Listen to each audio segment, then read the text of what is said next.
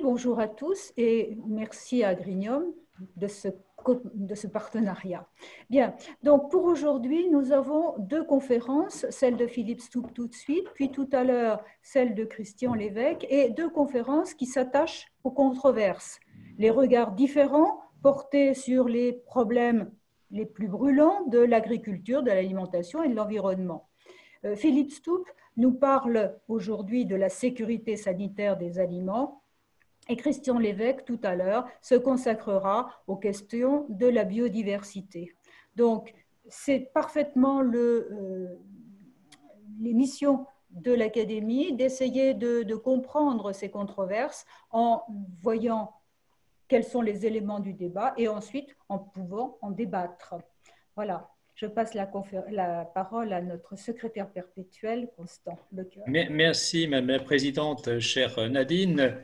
Bon, pour cette conférence, il faut d'abord se dire que nous aurions souhaité vous faire la séance complète puisqu'elle était initialement prévue ce jour avec deux intervenantes, l'une chercheur et l'autre à l'ANSES, une des adjointes de la direction de l'ANSES, mais grâce ou à la faute de la Covid-19, l'une et l'autre sont absolument reprises dans leurs activités d'urgence sur la Covid-19 et cette pandémie importante.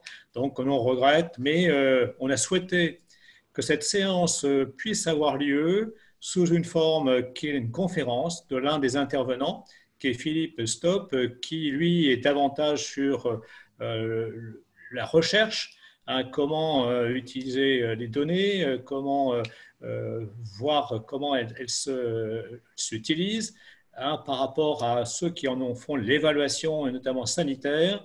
Donc, dans ce regard différent, quel débat entre recherche et évaluation. Et on remercie Philippe Stoup, qui lui aussi était très pris, a accepté de tenir cette conférence, bien que son plan de charge soit aussi très fort. Donc, merci à Philippe Stoup, qui est membre de l'Académie de l'agriculture, d'une section 9, et à lui la parole pour présenter cette conférence. À tout à l'heure. Merci à vous. Très bien. Je vous remercie de me donner l'occasion effectivement de faire cette présentation. Pardon, je vois qu'on n'est pas en mode plein écran. Voilà, effectivement, on s'est dit que ça valait quand même le coup de maintenir un peu cette conférence à la place de la séance plénière qui était prévue aujourd'hui. Ça va nous permettre du coup de bien préciser la problématique scientifique dans laquelle on souhaite se placer sur le sujet des controverses récurrentes concernant l'impact sanitaire des produits utilisés en agriculture et dans les aliments, et que du coup ça nous permettra de clarifier le débat de cette séance qui était prévue donc avec des membres de l'INRA et de l'ANSES, qu'on va reporter à une date ultérieure à définir dans le courant de l'automne prochain. Parce que voilà, effectivement, c'est un sujet qui reste de toute façon d'actualité permanente. Vous savez que l'agriculture est continuellement frappée par des controverses portant sur les dangers éventuels des produits utilisés en agriculture. Ça comprend bien entendu les pesticides. On a tous en tête les débats qui sont encore clos d'ailleurs actuellement sur le caractère cancérogène ou non du glyphosate, où là du coup le débat est parti d'un avis du CIRC, un centre de recherche qui divergeait fortement de l'appréciation des agences d'évaluation chargées de l'homologation des produits. Il y a également un débat en cours en ce moment également entre un collectif de chercheurs de l'INSERM essentiellement et de l'ANSES à propos des risques liés au fongicide SDHI, où certains chercheurs pensent qu'ils portent en germe peut-être de gros problèmes sanitaires futurs, alors que ces produits étaient considérés comme sans risque particulier par toutes les agences d'évaluation. On voit aussi souvent passer des publications qui alertent sur des effets sanitaires malencontreux, par exemple des aliments ultra transformés, ou inversement sur les effets positifs des aliments bio. Ce sont aussi des éléments qui vont dans le sens où certains chercheurs donc pensent que les additifs utilisés en alimentation ou les résidus de pesticides pourraient avoir des effets qui n'ont pas été détectés par les agences sanitaires. Donc tout ça, c'est des polémiques extrêmement techniques sur lesquelles le grand public a du mal à comprendre tous les enjeux. Et du coup, quelque part, ça finit par alimenter globalement un certain discrédit des agences sanitaires qui sont en charge de l'application du principe de précaution. Alors bien sûr, derrière tous ces sujets, il y a un peu des raisons purement médiatiques sur lesquelles on n'a pas beaucoup de prise, je dirais en tant que scientifique. C'est clairement le genre de sujet qui permet de faire de l'audience et donc que les médias et encore plus les réseaux sociaux ont tendance à favoriser. Il y a aussi le fait qu'il y a certains scientifiques, il ne faut pas se le cacher, qui se sont saisis un peu de ces sujets pour se positionner en statut de lanceur d'alerte, peut-être de façon un peu exagérée. Mais derrière toutes ces polémiques, il ne faut pas oublier qu'il y a quand même vraiment de vraies raisons scientifiques sur lesquelles il faut qu'on s'interroge et qu'on communique en tant que scientifique. Alors justement sur ce sujet, c'est un sujet qui a été abordé l'année dernière par les parlementaires, puisqu'il y avait eu un rapport de l'OPEX, l'Office parlementaire d'évaluation des choix scientifiques et technologiques, qui s'était consacré justement à la compréhension de cette espèce un peu de divorce entre l'opinion publique et les agences sanitaires, et qui avait publié un rapport, pour lequel d'ailleurs l'Académie a été auditionnée, sur le thème de retrouver le chemin de la confiance en fait, entre les agences et le grand public. Et c'est vrai que ce travail, ce rapport a fourni un excellent travail sur l'analyse des raisons des doutes des citoyens par rapport et de leur incompréhension par rapport au raisonnement des scientifiques. Et il a proposé dans ce sens des propositions d'amélioration tout à fait constructives pour le fonctionnement des agences. Par contre, il nous semble quand même que ce travail mérite encore d'être prolongé, et c'est le but de cette séance qu'on va programmer pour l'automne prochain, pour approfondir un peu ce qu'on appelle par point de vue des scientifiques. Parce que il nous semble que ce qui n'est pas encore perçu assez clairement, c'est qu'en fait, derrière ces débats, il y a clairement deux visions différentes des données scientifiques qui s'opposent sur une question d'interprétation à partir des mêmes données. D'une part, le point de vue de la recherche, d'autre part, le point de vue de l'expertise sanitaire. Donc, ce qu'on va essayer de voir ensemble, c'est pourquoi il est normal et légitime que des chercheurs et des experts des agences sanitaires aient des avis différents à partir des mêmes données. Et puis, il y a aussi un sujet sur lequel on souhaitait sensibiliser l'OPEX, c'est sur le fait aussi que ces débats, quelque part, sont un peu attisés par certaines imprécisions des textes réglementaires qui, en échouant à prendre en compte la complexité de l'évaluation, ont tendance involontairement à favoriser les polémiques, et on en verra un exemple frappant. Du coup, ce qu'on va voir dans un premier temps, c'est un peu des notions de base mais nécessaires pour bien comprendre les enjeux. D'une part, rappeler quelles sont les données scientifiques qui font l'objet de ces débats. Dans le cas de produits, on prend l'exemple des pesticides, puis ça c'est quand même celui qui revient le plus souvent, puis qui est le mieux cadré du point de vue réglementaire. On va voir un peu quelles sont les différences en fait entre les données fournies pour répondre aux exigences réglementaires par les industriels et d'autre part les données de recherche qui occasionnellement permettent de rouvrir un débat sur l'innocuité ou non de ces produits. On verra aussi quelques rappels ou peut-être quelques points nouveaux pour les personnes qui ont pas fait d'études scientifiques sur deux notions de base qui sont importantes en fait pour les implications d'évaluation des risques. D'une part, en matière de statistiques, la différence entre les risques de première et de deuxième espèce, qui sont vraiment au cœur des divergences de vues entre les scientifiques d'une part et les experts d'évaluation des risques d'autre part, et puis les notions de danger et risque, où là, je pense que la compréhension est bien partagée de la même façon par les deux groupes de scientifiques, mais où par contre les textes réglementaires ont parfois péché à prendre en compte toutes les implications de la différenciation entre ces deux notions. Ça nous fera une première partie à l'issue de laquelle on prendra une première série de questions. Et ensuite, on pourra passer vraiment à la question de l'analyse des raisons des divergences de point de vue entre la recherche et l'évaluation sanitaire, avec trois points principaux. Le problème des tests multiples qui pose la question de la crédibilité individuelle de chaque publication, ce qui va nous amener aussi à nous interroger sur les questions de la crise de reproductibilité de la recherche, un phénomène qui est vraiment reconnu par les chercheurs et qui est particulièrement brûlant du coup en termes d'évaluation des risques sanitaires. Et puis enfin, on verra, pour terminer, un exemple des problèmes que peuvent induire des textes réglementaires trop imprécis, je dirais, par rapport à la complexité des questions scientifiques, avec l'exemple d'un texte réglementaire européen qui pose clairement un problème d'interprétation actuellement. Ce qui nous permettra du coup de récapituler tout ça à la fin et de prendre une deuxième série de questions.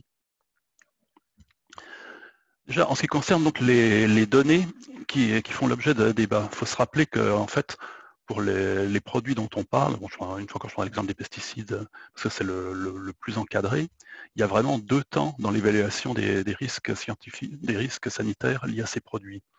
Ce sont des produits soumis à homologation, donc en fait les industriels qui souhaitent commercialiser un produit doivent déposer un dossier très fourni pour démontrer que leur produit ne présente pas de risque pour la santé. C'est tout simplement l'application du principe de précaution. Et pour ça, donc, ils doivent fournir toute une série d'expérimentations destinées à vérifier que leur produit n'a pas d'effet indésirable sur la santé, à la fois des futurs utilisateurs, mais aussi des consommateurs, puisque les pesticides sont des produits dont les résidus vont être occasionnellement consommés par les consommateurs.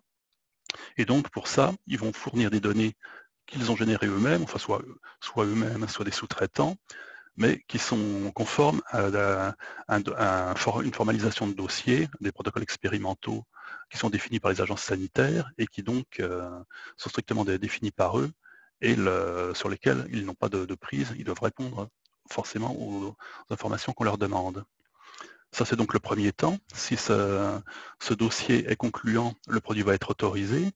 Et à partir de là, il va se trouver suivi par tous les dispositifs qui sont mis en place pour vérifier après la diffusion d'un produit, ce qu'on appelle la toxicovigilance. On va s'assurer que les agriculteurs qui les utilisent n'ont pas de problème de santé particulier. On va vérifier aussi que les consommateurs qui les consomment, qui indirectement peuvent être exposés à des résidus de pesticides par l'alimentation, n'ont pas de troubles particuliers liés à ça. Et donc ça, c'est une deuxième étape du travail qui est beaucoup moins formalisée, mais qui va être réalisée en fait par la recherche publique, tout ce travail de suivi des effets indésirables des produits qui sont autorisés. C'est des travaux qui sont menés par des unités de recherche publiques spécialisées là-dedans, et ça rentre dans le cadre classique des travaux de recherche. Ce sont les chercheurs qui se définissent leur programme de recherche, qui définissent les protocoles expérimentaux liés aux questions qu'ils veulent étudier, et qui vont publier les résultats dans les revues scientifiques.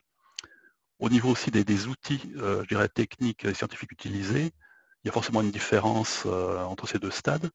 Au niveau de l'homologation, on a un stade où forcément on a uniquement des expérimentations toxicologiques faites sur des animaux ou des cultures de cellules in vitro. Quand on passe après au suivi post-mise en marché, il peut y avoir dans certains cas des études toxicologiques alternatives mises en place par des chercheurs, mais dans ce cas-là, ça ne va pas être des études identiques à celles faites au niveau de l'homologation. Ça, a priori, il n'y a pas d'intérêt particulier à le faire. Ce que font les chercheurs qui travaillent sur ces sujets, c'est de travailler sur des protocoles expérimentaux différents de ceux appliqués pour l'homologation, pour s'assurer justement que l'homologation permet bien de contrôler tous les risques sanitaires réels. Et puis il y a un élément aussi complètement nouveau qui est celui des études épidémiologiques qui peuvent être faites maintenant que le produit est diffusé sur les personnes exposées. C'est par exemple les enquêtes sur la santé des agriculteurs qui vont permettre de vérifier si les agriculteurs utilisateurs de pesticides ne sont pas exposés à des maladies que la population générale n'a pas.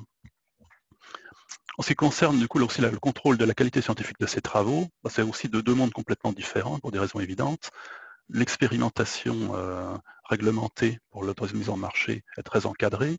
Il y a d'une part, par la définition des protocoles, des lignes directrices qui sont fixées par les agences sanitaires, mais aussi coordonnées au niveau international par des lignes directrices fixées par l'OCDE. L'OCDE, parce que quelque part, ces expérimentations interviennent aussi, c'est contrôlé aussi pour les aspects commerciaux qui peuvent venir derrière, puisqu'il faut s'assurer que les procédures d'autorisation de produits ne sont pas des prétextes, ne sont pas utilisées pour des raisons détournées, de protectionnisme, pour interdire l'entrée de certains produits étrangers. Mais de toute façon, clairement, c'est des lignes reconnues sur la qualité des protocoles expérimentaux d'évaluation des produits. Ça, c'est donc la ligne directrice pour la définition des données demandées et pour s'assurer que la réalisation des expérimentations par les firmes ou leurs sous-traitants est correcte. Il y a des certifications qui sont exigées, et en particulier la plus importante, c'est la certification bonne pratique de laboratoire, qui va permettre, qui est demandée aux laboratoires qui fournissent les données d'homologation pour s'assurer qu'ils emploient les meilleures méthodes scientifiques et techniques pour la réalisation de leurs travaux, et aussi qu'ils ont une traçabilité de leurs travaux suffisamment claire pour être sûr qu'ils n'ont pas cherché à faire disparaître des résultats gênants. Donc, à l'amont, une procédure très encadrée. À l'aval, surtout les travaux de suivi des effets indésirables après homologation, dans le cadre de la recherche. Donc c'est un cadre d'évaluation beaucoup plus informel ce qui ne veut pas dire qu'il est moins efficace. Bah là, on est dans le cadre de l'évaluation scientifique classique des publications scientifiques, où donc le juge de paix, c'est le contrôle par les pairs, c'est-à-dire que les travaux sont publiés dans des revues où des experts du domaine considéré évaluent la publication et disent s'ils l'estiment conforme aux bonnes pratiques scientifiques. Et c'est donc ce contrôle par les pairs qui va assurer la validité des résultats qui sont publiés. Et du coup, quand on va faire la synthèse de tout ça, cette synthèse, elle est faite dans un premier temps par les organismes de recherche publique qui génèrent ces données nouvelles. Il peut y avoir des monographies, c'est ce que fait par exemple le CIRC, le Centre international de recherche contre le cancer, qui avait classé le glyphosate comme cancérigène.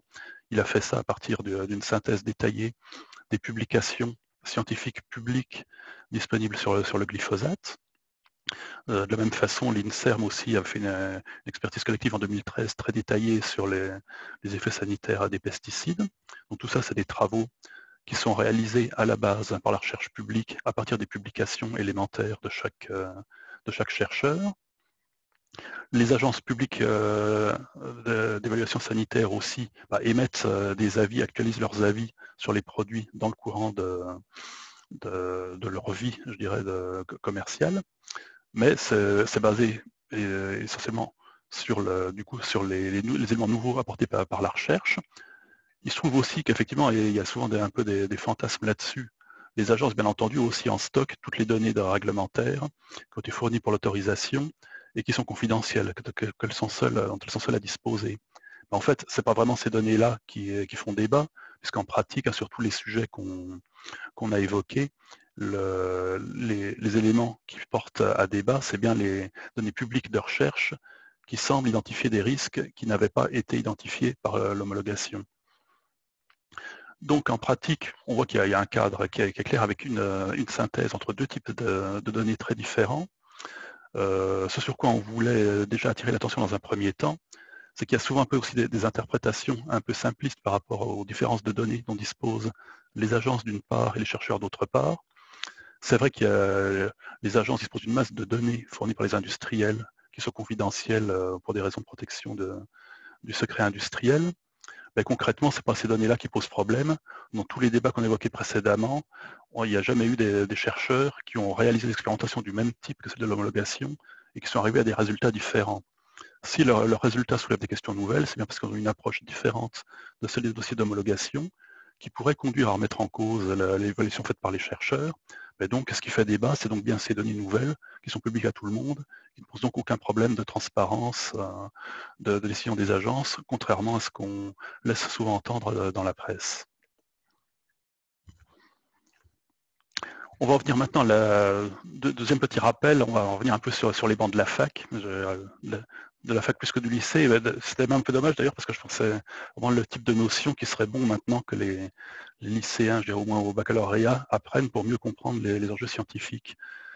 Il y a une première notion qui est importante à retenir là-dedans, c'est les notions de risque de première et de deuxième espèce quand on évalue des publications scientifiques.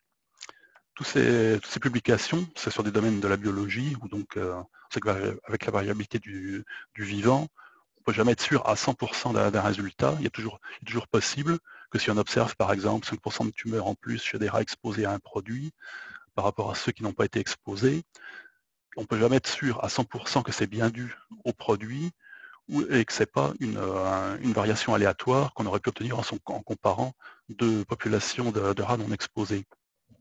C'est tout le but de l'analyse statistique. En fait, quand on parle d'analyse statistique des résultats d'une expérimentation biologique, c'est simplement en fait déterminer la probabilité pour que le résultat qu'on a obtenu, les différences qu'on a obtenues entre la population exposée et la population non exposée, soient dues au hasard.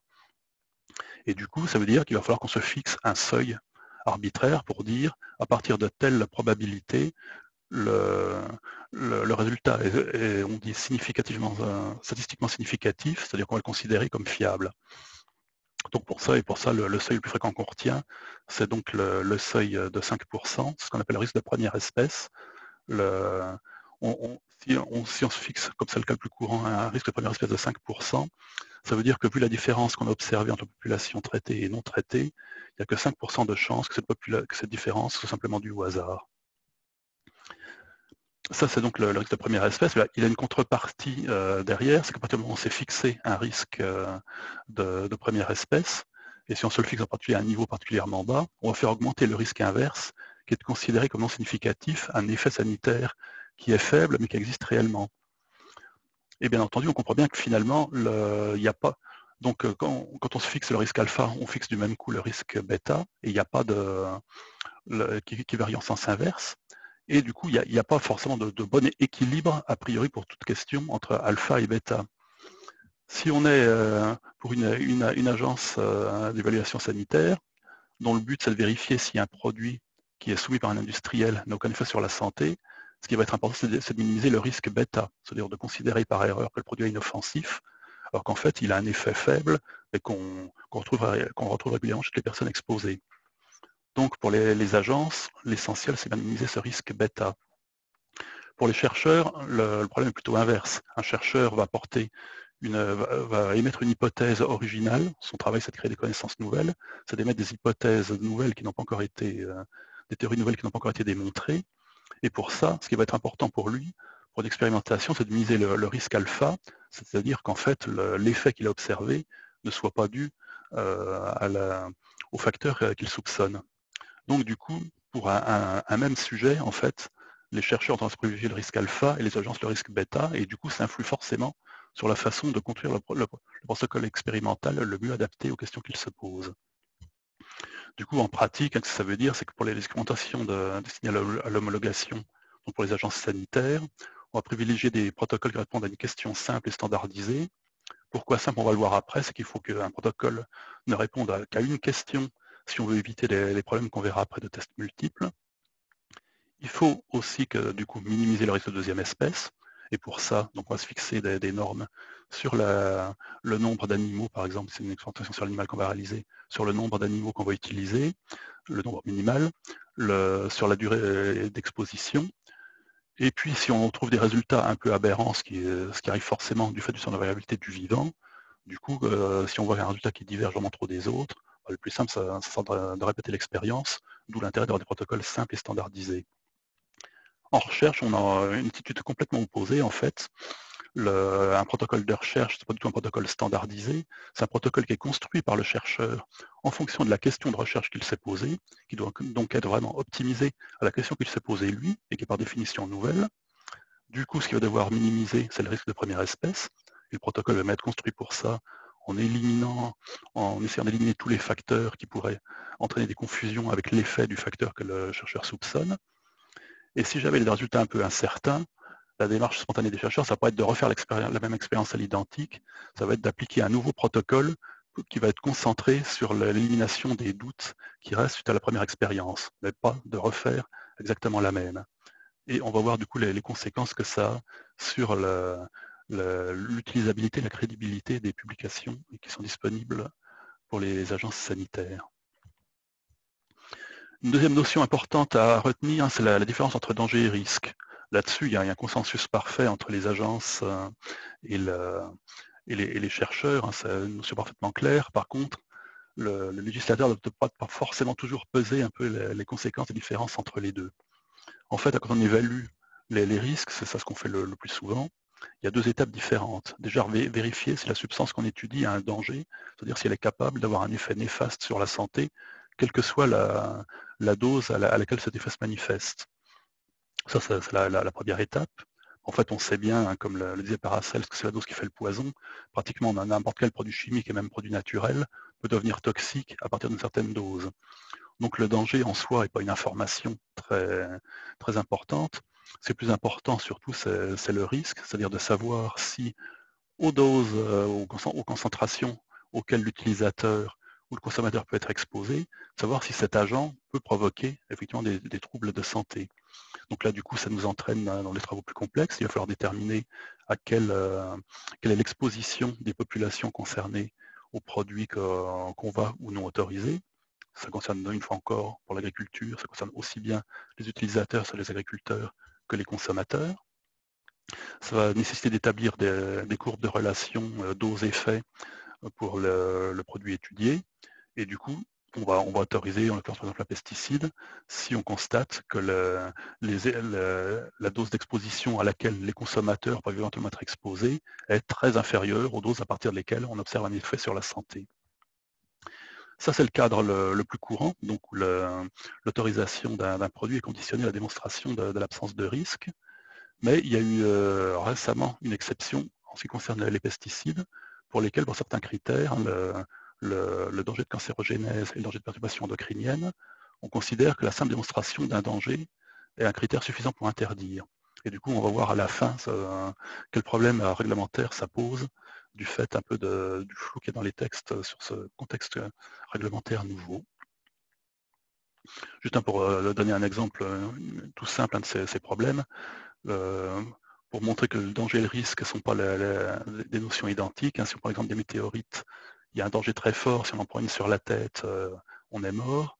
En même temps, l'exposition, c'est-à-dire la probabilité d'en recevoir une est tellement faible que jusqu'à présent, on n'a pas jugé utile de prendre une réglementation pour se protéger des météorites.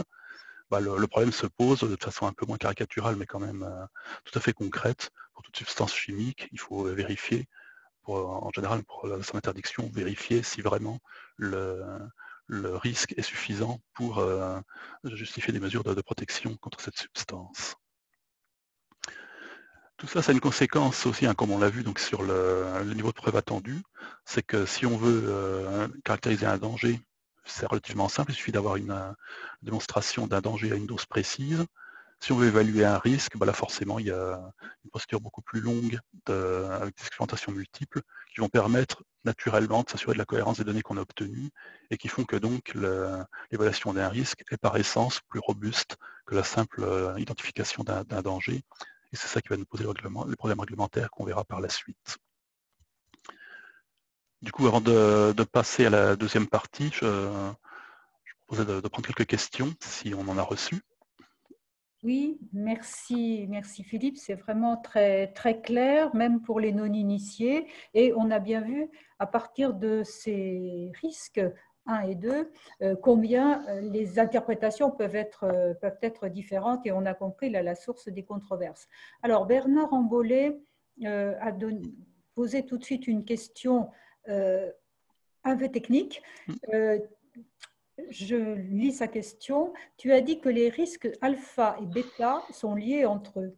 Peux-tu rappeler le lien mathématique qui lie ces deux risques? Alors, oui, c'est ma question. Il n'y a pas de lien mathématique qu'on puisse caractériser immédiatement. Simplement, si je reviens sur l'exemple de nos rats sur lesquels on aurait observé un excès de 5% de tumeurs chez les rats exposés.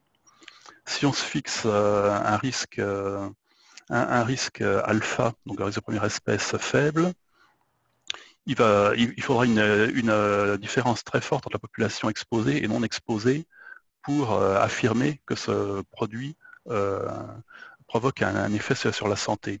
Donc dans ce cas-là, on va peut-être considérer que 5%, c'est pas suffisant pour un résultat significatif. Si on se fixe un risque comme ça, un risque alpha faible, on est vraiment parfaitement sûr qu'on obtiendra le même résultat sur notre expérimentation. Mais par contre, c'est peut-être dommage de considérer qu'un risque de 5% est négligeable. En fait, ce qui se passe, c'est que si on augmente le risque alpha, forcément le résultat est scientifiquement plus sûr, il devient plus. On est vraiment sûr que si on répète l'expérimentation, on va obtenir également un résultat significatif dans le même sens. Par contre, le danger, c'est que quelque part, ça fait baisser la sensibilité de l'expérimentation qu'on a réalisée, et du coup, on va considérer comme non significatif des écarts de nombre de tumeurs qui sont quand même assez importants. Et donc, du coup, on risque de perdre la perception de signaux faibles, de toxicité, dont l'OPEX, par exemple, a rappelé l'importance. C'est pour ça qu'il faut être très vigilant sur l'équilibre. Alors, la relation mathématique entre les deux, elle va dépendre en fait de la distribution statistique des cas pour la variable qu'on étudie. Donc, c'est hyper complexe et ça ne peut pas être connu a priori. Mais simplement, c'est un principe général. Il faut se dire que si on diminue le risque de première espèce, on diminue forcément la sensibilité du test qu'on réalise. La seule façon d'augmenter les deux, c'est d'augmenter énormément la taille de la population qu'on étudie, mais ça, on se heurte très vite après à des problèmes de coût, d'expérimentation qui se posent. Il y a une autre question de Jean-Michel Val. Comment prendre en compte l'incertitude sur les expérimentations dans le dossier d'homologation? Ça justement, c'est défini en fait par les lignes directrices sur l'expérimentation. Pour chaque variable qu'on étudie, par exemple du coup, le nombre de tumeurs induites par une exposition à un produit cancérigène, on va définir le nombre de rats qu'il faut pour avoir des résultats significatifs, la durée d'exposition. C'est ce qui a fait l'objet de débat, par exemple, au sujet de l'expérimentation de Villeric Serralini sur l'effet des OGM, où il estimait qu'il fallait des expérimentations plus longues que celles qu'on fait actuellement pour l'homologation pour mettre en lueur un effet cancérigène. La question était scientifiquement valable. Bon, le protocole qu'il a mis en place pour ça ne l'était pas, mais c'est vrai que c'était un exemple des questions qui peuvent se poser. En fait, le but de ces lignes directrices, c'est bien définir justement la taille de la population qu'on étudie et la durée d'exposition qui est nécessaire pour obtenir des tests sensibles, c'est-à-dire qui permettent de détecter de faibles effets sanitaires sans les laisser échapper. Il y a une dernière question pour le moment, parce que je crois qu'il va falloir reprendre. C'est André Fougeroux nous demande « L'acceptation d'un risque est variable selon les individus, d'où des problèmes d'incompréhension. Pour la Covid, l'acceptation des risques varie beaucoup. » Oui, alors ça, c'est vrai que c'est toute la difficulté à laquelle se trouvent confrontées les agences, c'est que quelque part, il faut accepter qu'on ne peut pas détecter des risques pour la santé faibles, extrêmement faibles, et la perception qu'on en a forcément n'est pas évidente. C'est toute la difficulté d'ailleurs, et c'est ce qui justifie d'ailleurs tous les suivis de post-homologation, aussi bien pour les pesticides que pour les médicaments par exemple. Forcément, quand on autorise un produit, on a des expérimentations qui sont faites sur un nombre réduit d'individus qui du coup ont une sensibilité, c'est-à-dire un risque de deuxième espèce qui fait qu'on a une sensibilité, on est sensible qu'à des effets relativement importants, des effets sanitaires relativement importants. Quand on va lâcher ce produit qui va être diffusé, commercialisé auprès de milliers, voire de millions de personnes, c'est là qu'on risque de voir apparaître des effets sanitaires qu'on n'avait pas pu détecter pendant l'homologation. Mais ça malheureusement, justement, c'est un effet constitutif des questions de puissance statistique.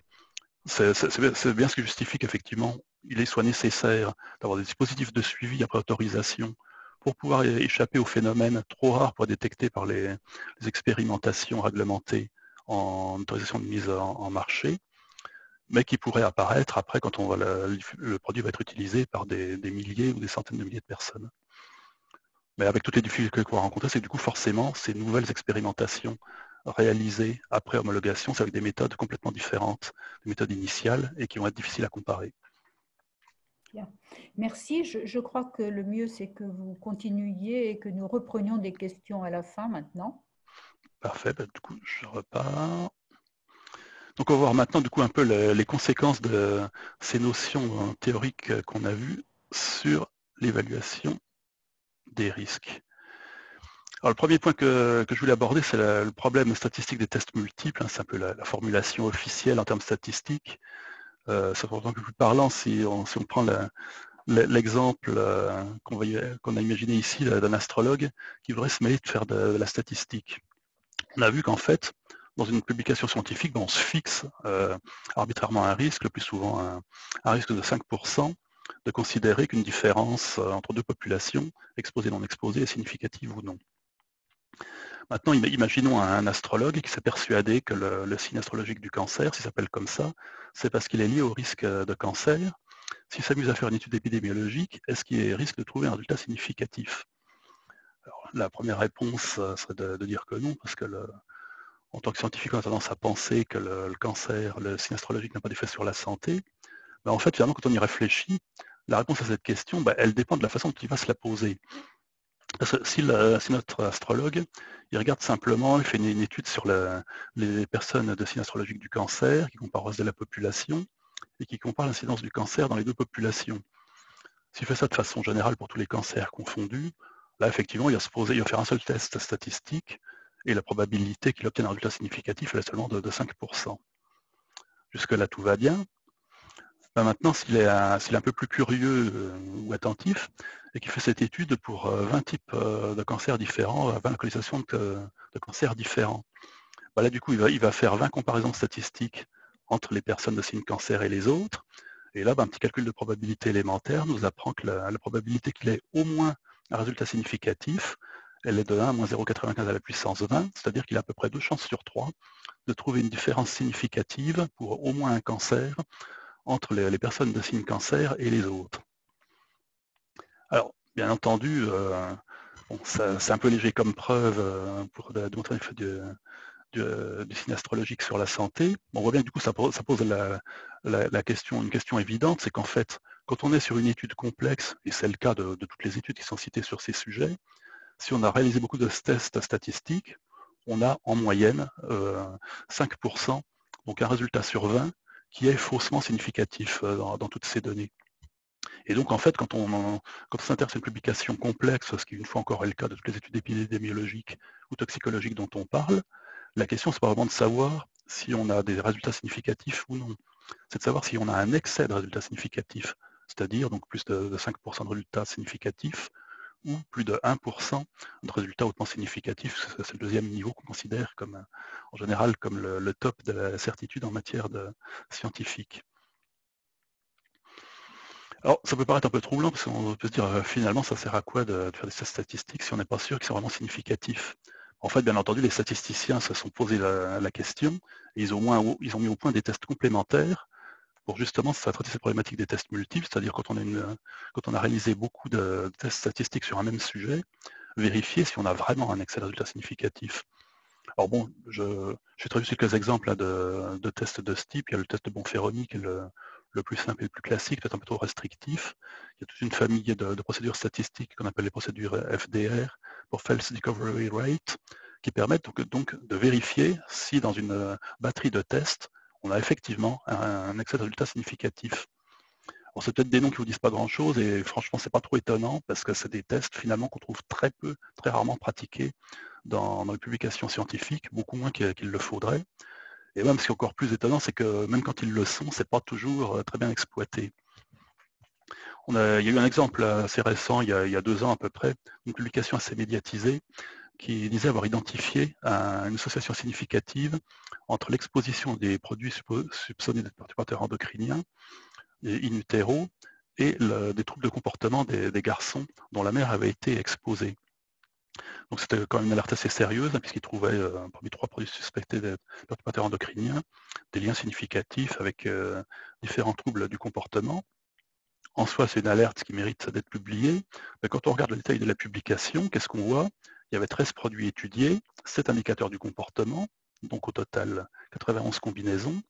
Et si on faisait le bilan des relations significatives trouvées, on avait 5,22% de résultats significatifs à 5%, 9,89% de résultats significatifs à 10%, c'est-à-dire qu'en clair, on aurait obtenu exactement les mêmes résultats si on avait cherché des liens entre le signe astrologique des garçons et les troubles du comportement. Alors, ça ne veut pas dire forcément qu'il n'y a rien à retenir de cette publication, surtout qu'en plus, là, les chercheurs, en l'occurrence, avaient eu le mérite de faire un test FDR, c'est quand même relativement rare. Il y avait une petite phrase un peu sibylline dans les résultats qui mentionnait que la probabilité critique du test est de 0,42%. En clair, ça veut dire que les résultats avaient que 42% de chances d'être réellement significatifs. Bon, une fois encore, ça ne veut pas dire que ce résultat ne mérite pas d'être publié, il faut qu'il le soit pour qu'il puisse être éventuellement vérifié ou confirmé ou infirmé par d'autres études. Après, voilà, ce qui est un peu gênant, c'est la façon dont c'est présenté, puisque le test FDR n'est pas mentionné, bien entendu, dans le titre ni dans le résumé de la publication. Quand ça passe après au service de presse de l'INSERM, bien sûr, on reste relativement prudent dans le discours. On parle simplement d'association entre exposition perturbateur endocrinien et troubles du comportement. On ne parle pas de causalité. Mais bien entendu, après, quand ça parle dans la presse, les journaux, puis, en l'occurrence, ils sont parfaitement excusables. Eux, ils partent vraiment sur l'interprétation selon laquelle on a démontré un effet des perturbateurs endocriniens sur le comportement des petits garçons.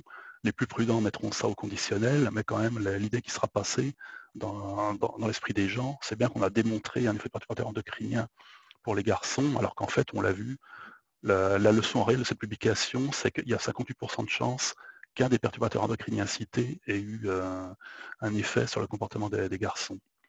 Donc, effectivement, c'est un peu plus qu'à pile ou face, mais pas beaucoup plus sûr. Ça dit, une fois encore, hein, c'est pas pour dire que cette publication n'aurait pas dû être publiée. Il est important qu'il en reste une trace, mais ça veut dire que c'est simplement une hypothèse qui aurait dû être vérifiée par la suite.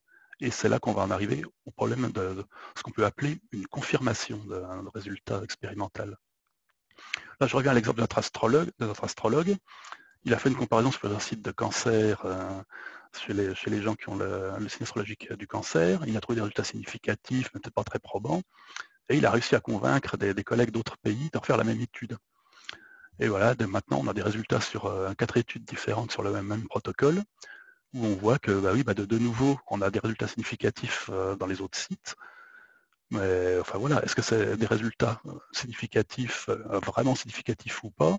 Une fois encore, synthèse de Bonferroni ou procédure FDR, on ne le sait pas. Et c'est là du coup que malheureusement, comme la plupart des publications en restent à cet état, que ça se prête un peu à tout type d'interprétation. Les statisticiens purs et durs, ils vous diront, moi je vois ça, j'ai aucune cohérence entre les différents sites, j'ai des effets positifs ou négatifs répartis à 50-50. Quand je fais la moyenne, il n'y a aucun l'effet moyen sur chaque cancer n'est significatif pour aucun d'entre eux. Donc pour les statisticiens, ces tests-là, ça démontre qu'il n'y a aucun effet de signe astrologique sur le cancer. Maintenant, les astrologues, ils sont quand même tentés de mettre en avant le fait qu'il y a quand même 2 types de cancers pour lesquels il y a des résultats significatifs dans des endroits différents. À mon avis, ils ne lâcheront pas le morceau tout de suite. Alors là, bon, on plaisante en présentant ça comme travaux d'astrologie. C'est clair que ça ne passerait pas tel quel si c'était présenté comme des travaux d'astrologie. Mais le tableau de chiffres qui est là, il provient d'une publication tout à fait réelle sur des liaisons éventuelles entre exposition pesticides domestiques et certains types de cancers. Et la conclusion de cette publication, c'était bien qu'il y avait des effets significatifs. Et ça publié dans une très bonne revue. Hein. Donc, une fois encore, la question, c'est pas de dire que cette publication était mauvaise, c'est juste qu'effectivement, il était intéressant de la publier, mais qu'à elle seule, elle ne prouve rien tant qu'elle n'a pas été confirmée correctement, et en particulier, là, en l'occurrence, sur une analyse multisite, une vraie confirmation, c'est 2 sites différents où on trouve exactement le même résultat. C'est pas 2 sites où on trouve des résultats significatifs dans les deux, mais des résultats différents. Donc, voilà, du coup, finalement, on a tout dit. Hein, le problème de la confirmation en fait, des publications scientifiques est un problème complexe qui demanderait à être piloté et qui, en pratique, on va le voir, ne l'est pas vraiment. Ça nous amène du coup au deuxième sujet qui est la crise de la reproductibilité de la recherche. Pour commencer, du coup, je pense que les questions qu'on a vues précédemment, ça devrait permettre de revenir un peu sur l'idée reçue qu'on a souvent. Bien entendu, il y a des revues scientifiques de très haut niveau qui ont de très hauts standards de qualité, mais même chez elles, ça ne veut pas dire qu'une publication scientifique isolée est une vérité révélée qui peut être mise en cause par personne. En fait, le contrôle par les pairs dans les revues, même de plus haut niveau, ça ne garantit pas une véracité à 100% des résultats présentés. Ça garantit bien entendu que les chercheurs ont travaillé avec les meilleures méthodes reconnues scientifiquement, que l'analyse statistique démontre que les résultats qu'ils présentent ont une très forte plausibilité. Et surtout, ce qui est essentiel dans ce type de publication, c'est que le protocole expérimental a été décrit de façon suffisamment précise pour que des chercheurs qui chercheraient à contester leur hypothèse puissent reproduire leur expérience et vérifier s'ils obtiennent bien les mêmes résultats. La vraie garantie des revues scientifiques, c'est bien celle-là. Ce n'est pas une certitude sur les résultats présentés. Et c'est bien entendu le fondement même de la recherche. Du coup, en fait, on voit que la clé vraiment de la fiabilité de la presse scientifique, c'est bien en fait la capacité de réplication pour s'assurer que le résultat publié une fois est effectivement reproductible. Et c'est là qu'on bute quand même sur un problème lié au fonctionnement de la recherche, c'est qu'en pratique, un chercheur n'a aucun intérêt à reprendre à l'identique une publication qui a déjà été réalisée, que ce soit par lui-même ou par un autre. Parce que le but d'un chercheur, c'est de développer des connaissances nouvelles, c'est pas de reproduire le résultat d'un collègue, surtout si en plus effectivement il obtient le même résultat, ça sera un travail qui sera considéré comme d'intérêt nul en termes de recherche, qui ne sera jamais accepté en publication scientifique et qui du coup desservira les intérêts du chercheur finalement dans son évaluation.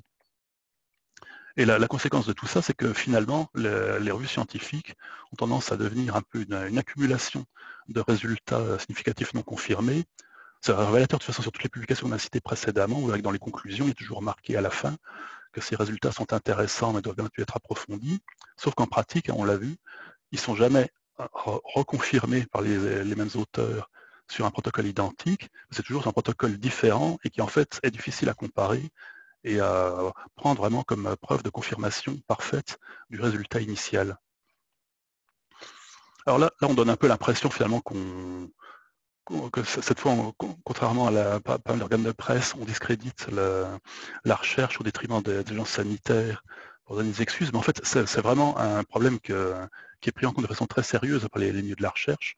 Il y a un épidémiologiste américain qui travaille beaucoup sur l'évaluation de la recherche, justement, qui s'appelle John Ioannidis, qui avait publié il y a 15 ans déjà un article qui a fait beaucoup de bruit, intitulé « Pourquoi la plupart des résultats de recherche sont faux ».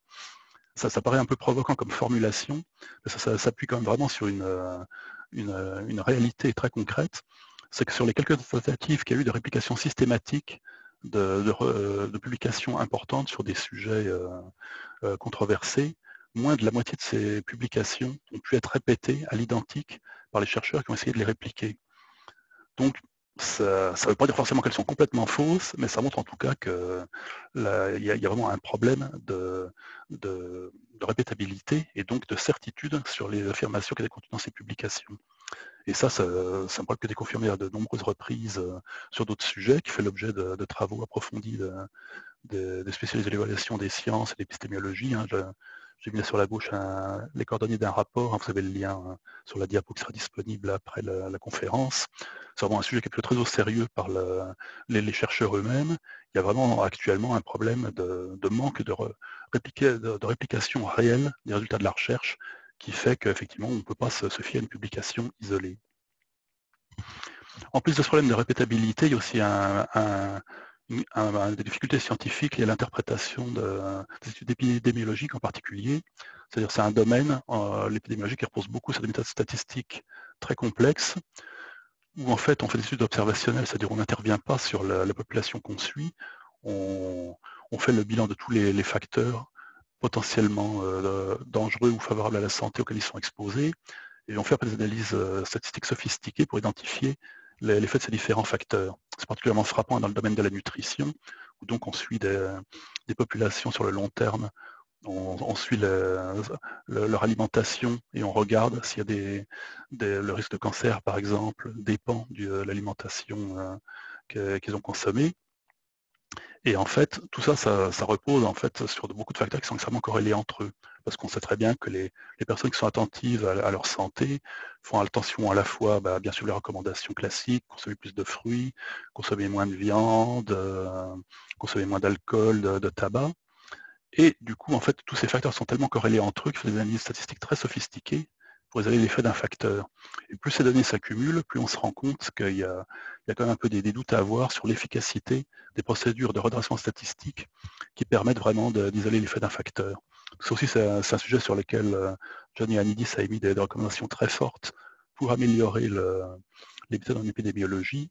Plus modestement, au niveau de l'Académie, on a publié récemment une étude de cas sur une cohorte française qui est suivie pour l'alimentation sur la santé. Une fois encore, si on fait un peu le bilan des différentes publications qu'il y a eu sur cette même cohorte, on voit que les consommateurs de bio ont un risque de cancer réduit de 25%. Dans une autre publication, on trouve un risque lié aux aliments ultra-transformés, puisque les faibles consommateurs d'aliments ultra-transformés ont un risque de cancer réduit de 20%. Les faibles consommateurs de viande rouge, dans une autre publication, ont un risque réduit de 24%. Si on fait le bilan de tout ça, si vraiment ces résultats étaient vraiment l'effet isolé de chacun de ces facteurs, logiquement, les végétariens qui mangent bio, on ne voit pas comment ils pourraient avoir un cancer un jour. Et bon, ça paraît quand même pas très très crédible. Donc clairement, il y a des problèmes de méthodes statistiques qu'il faudrait améliorer et reprendre de façon un peu plus approfondie pour assurer la validité de ces résultats. Donc tout ça, ça va dans le sens où en fait, une fois encore, l'objectif, c'est pas de mettre un doute systématique sur les publications scientifiques, c'est bien de pointer le fait que clairement, les mécanismes de la recherche de publications scientifiques font que les publications disponibles, même dans les meilleures revues, c'est quand même une matière première qui doit être interprétée quand on cherche à en faire une interprétation sanitaire en particulier, avoir une décision de type oui/non, je maintiens ou non l'autorisation d'un produit. On ne peut pas prendre au pied de la lettre toutes les publications qui sortent, même dans les meilleures revues. Il est nécessaire vraiment de les mettre en perspective et pour certaines, du coup, de considérer qu'elles ne sont pas assez confirmées pour ça.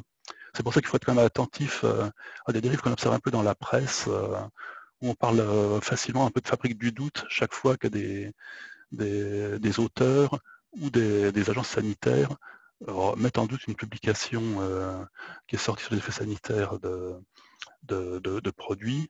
Attention, il ne faut pas oublier que le doute fait vraiment bien partie de la démarche scientifique et qu'il faut s'en sortir aux arguments purement scientifiques et éviter un peu les procès d'intention qui viseraient à empêcher toute remise en cause de publications publiées. Là, c'est d'autant plus gênant que sur l'exemple qu'on montre, l'auteur était un des auteurs de mes publications scientifiques qu'on a vues précédemment. Je pense que voilà, il faut rester équilibré et accepter que une publication, même dans une excellente revue, puisse être soumise à un doute, y compris par les agences. Dernier point, celui un peu de la façon dont la réglementation peut involontairement compliquer ces débats. On a évoqué tout à l'heure le fait que pour les pesticides, on est passé récemment à une réglementation basée sur le danger. C'est-à-dire c'est en fait, depuis le règlement européen 1107/2009, on considère qu'une molécule pesticide pour lesquelles on a un danger de cancérogénèse probable ou un danger de perturbation endocrinienne probable ne peut plus être autorisé, alors que précédemment, c'était seulement s'il y avait un risque identifié. Alors, je ne reviendrai pas sur les questions qui ont motivé cette décision, c'est une décision raisonnable sur le principe, parce que c'est vrai que le risque de perturbation endocrinienne ou de produits cancérigènes, d'effets cancérogènes, est quand même compliqué à mettre à démontrer et que ça pourrait du coup inciter à laisser échapper des dangers mal contrôlés. Donc il ne s'agit pas de remettre en cause ce principe, mais le problème c'est qu'on n'en a pas assez pesé du coup les conséquences réglementaires, et en particulier sur la réglementation antérieure. Parce que du coup, donc, il suffit donc maintenant de preuves suffisantes de cancérogénicité en termes de danger pour interdire un produit phytosanitaire. Donc, si on remonte maintenant au texte réglementaire qui définissent les preuves suffisantes de cancérogénicité, c'est un texte de 2008, donc qui est antérieur au texte de 2009 qu'on évoquait, et qui dit que pour établir un lien de causalité, il suffit d'avoir en fait deux résultats démontrant soit un risque, soit un danger chez deux espèces animales, deux études sur une même espèce, ou même simplement un résultat sur les deux sexes d'une même espèce dans une expérimentation. Donc on voit qu'en nombre de références, ça fait quand même pas beaucoup qui est demandé. Si on regarde ce qu'on appelle un lien de causalité significatif, c'est une fois encore juste, il suffit d'avoir obtenu une liaison significative à 5% entre l'exposition à l'agent étudié et une incidence accrue de tumeurs. Donc, compte tenu de tout ce qu'on a vu, on voit bien que finalement, avec ces critères-là du règlement donc, de 2008, si on le prend à la lettre, il suffit, à partir du moment où on a 40 études qui ont été réalisées sur un produit, on est sûr d'avoir nos deux résultats significatifs à 5% qui démontrent un danger. Donc, du coup, voilà, si on applique sans discernement le texte législatif dans leur état actuel, n'importe quel produit peut être classé comme présentant un danger de cancérogénèse probable. Alors, bien entendu, les agences sanitaires appliquent ces textes avec discernement, c'est-à-dire que, du coup, quand elles trouvent une publication isolée qui démontre un effet, elles ne la retiennent pas. Mais le problème, c'est que du coup, il n'y a aucune ligne directrice pour définir à quelles conditions on peut ou non éliminer une publication présentant un niveau de preuve insuffisant. Et du coup, par rapport à ça, c'est un peu une faille juridique qui est exploitée après par certains acteurs. On a ici un exemple d'une brochure qui a été publiée au plus fort des polémiques sur le glyphosate par une ONG environnementale autrichienne. Vous voyez le titre, c'est quand même assez agressif, puisque clairement, cette ONG accuse les agences sanitaires européennes d'être en collusion avec les industriels pour dissimuler les risques du glyphosate. Et pour ça, qu'est-ce qu'elles invoquent? Ce fameux règlement 1272/2008, qui, d'après elles, suffirait pour justifier l'interdiction du glyphosate. Et sur le plan juridique, elles ont parfaitement raison. Si on interprète le texte à la lettre, c'est elles qui ont raison, alors que, bien entendu, comme on l'a vu, même un site astrologique pourrait être considéré comme cancérogène si on applique ce texte à la lettre. Donc ça montre bien que quelque part, il y a aussi un effort à faire au niveau réglementaire pour bien prendre en compte toute la complexité en fait de l'évaluation des risques. Ce qui nous amène du coup un peu à nos conclusions pour redire un peu les principaux thèmes qu'il faut qu'on garde en tête pour notre séance plénière, hein, donc qu'on organisera l'automne prochain. D'abord, l'essentiel, c'est de bien prendre conscience du fait qu'il est tout à fait normal que les chercheurs aient une interprétation différente des agences sanitaires à partir des mêmes données. C'est-à-dire leur différence de point de vue. Et ça ne traduit pas un dysfonctionnement de l'un ou l'autre des acteurs. C'est bien que c'est deux logiques différentes qui ont des conclusions différentes à partir des mêmes données, en étant toutes les deux parfaitement légitimes. Et du coup, ce qui paraît important, c'est de bien assumer et même exprimer ces contradictions.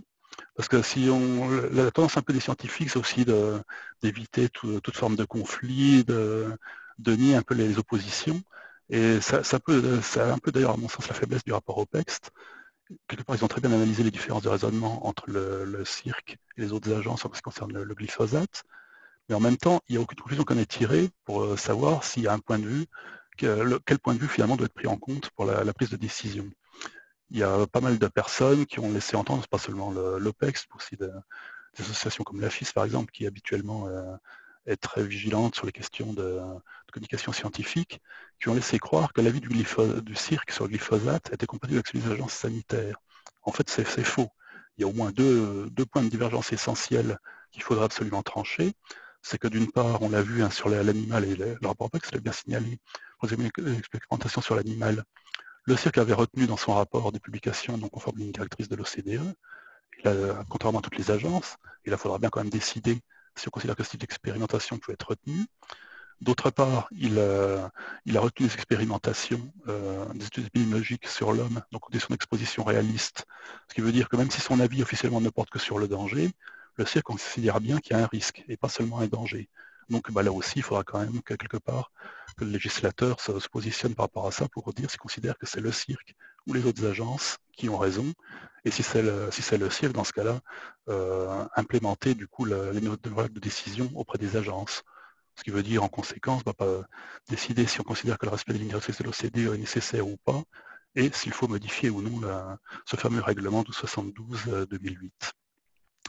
Donc voilà les principaux points qu'on va chercher à approfondir du coup dans cette séance future.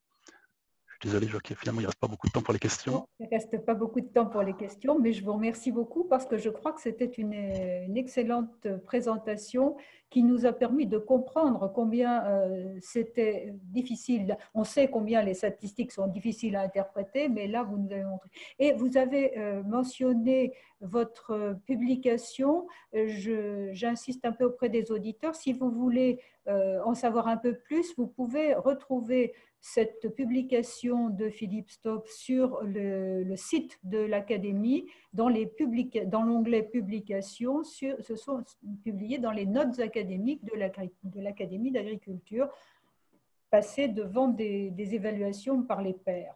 Alors, tout à fait. Et le lien sur le diaporama d'ailleurs qui sera disponible sur le site. De toute façon. Parfait. Peut-être juste vous poser une ou deux questions, si Constant en a une. Sinon, je peux poser aussi la question posée par Brigitte Laquiès qui se demande pourquoi se référer au principe de précaution alors que nous sommes dans le problème de l'acceptation de seuil de risque. Mais vous avez déjà un peu abordé, enfin, à demi répondu. Oui, c'est vrai que les deux questions sont très liées forcément. Hein. Le principe de précaution ne peut jamais être absolu.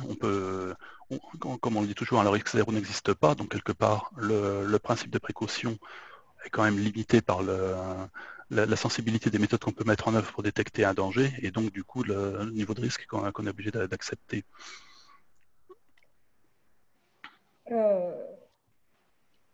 Alors, Constant ? Oui, si je me permets, c'est d'abord remercier la clarté de l'exposé. Hein, merci à Philippe Stock. Pour moi, tu as bien montré risque, danger, comment identifier.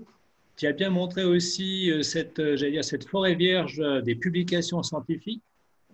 Aujourd'hui, pandémie avec la Covid-19, nombre de publications.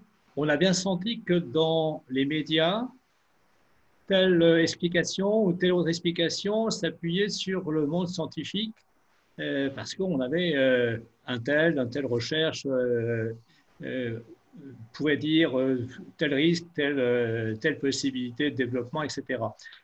Bon, ma question est que dans un cadre de cette Covid-19, dans une autre pandémie, qu'est-ce qu'on devrait avoir comme, je dirais, pesons, hein, qu'est-ce qui permet de dire, voilà, où nous nous situons, comment avoir un raisonnement accepté, avoir des explications qui soient justement relativement certaines, avec tout bien sûr les risques de statistiques dont on a parlé. Voilà. Donc ma question est un peu une question d'actualité.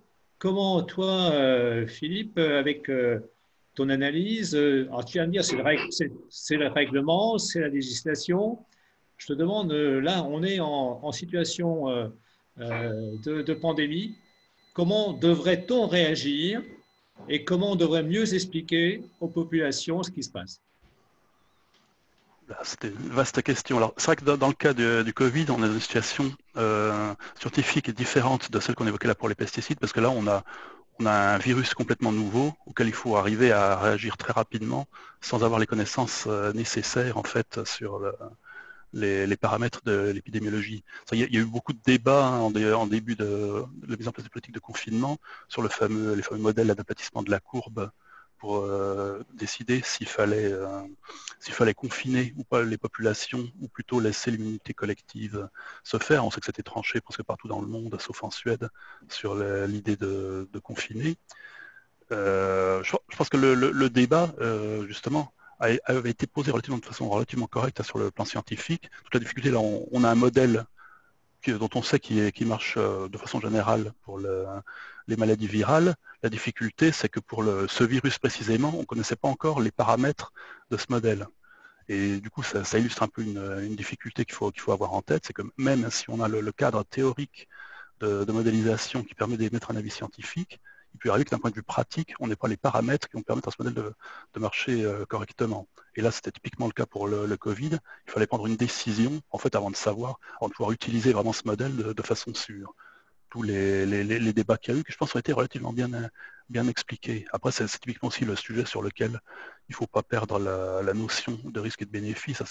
C'est un débat qui a clairement été occulté par un chercheur célèbre à propos de la chloroquine. Il ne faut pas se jeter sur la première piste qui semble avoir donné des résultats satisfaisants, alors qu'on sait par ailleurs aussi que c'est un produit qui peut avoir des effets secondaires qui sont déjà parfaitement identifiés et connus quand même pour être assez considérables. Il y a un équilibre à prendre. Il faut accepter aussi que voilà, la vraie science ne peut pas répondre du jour au lendemain à des questions complètement nouvelles. Il faut accepter de prendre le temps et surtout d'avoir la rigueur nécessaire pour avoir des réponses vraiment fiables. Ce qui le ramène du coup à la conclusion finale un peu de notre exposé, c'est que de toute façon, c'est bien la rigueur scientifique qui permet de protéger le mieux la santé et pas la précipitation, les orientations fixées des fois par certains chercheurs un peu trop médiatiques. Merci beaucoup Philippe. Je pense que nous sommes obligés de nous arrêter là. Parfait, ça. Donc merci, nous attendrons la séance et puis nous donnons rendez-vous aux éditeurs pour dans une petite demi-heure la deuxième conférence avec Christian Lévesque. Merci Philippe. Merci à vous.